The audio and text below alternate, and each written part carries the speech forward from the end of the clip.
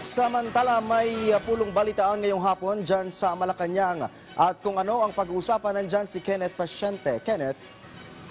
Yes, kaya na namang oras ngayon ay inaasahang i-anunsyo na ni Palace Press Officer at Communications Undersecretary Claire Castro kung sino-sino yung mga magiging miyembro ng binuong Independent Commission na mag-iimbestiga sa mga katiwalian sa flood control projects. Itong nakaraan nga ay inisyo ni Pangulong Marcos Jr. ang Executive Order No. 94 kung saan nakapaloob ang pagbuo ng Independent Commission for Infrastructure o ICI. Nakasaad doon na 3 ang magiging pangunahing miyembro ng komisyon sa pangunguna ng chairperson nito. Gayunman Ryan, hindi agad inilabas ng palasyo ang mga pangalan kung sino-sino ang mga ito.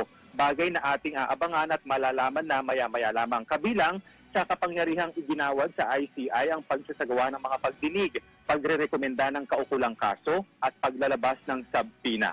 Una nang sinabi ni Pangulong Ferdinand R. Marcos Jr. na hindi kabibilangan ng sinumang politiko ang komisyon para mapanatili ang independence nito.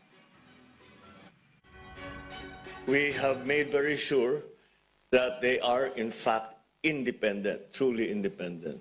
So walang politiko dyan, walang puro investigador, abogado para mga it's a technical exercise. Antabay dito sa Palasyo ng Malacanang para sa press con ni Castro na magsisimula na maya-maya. Yan muna ang latest. Balik sa'yo, Ryan. Maraming salamat, Kenneth Pasyente.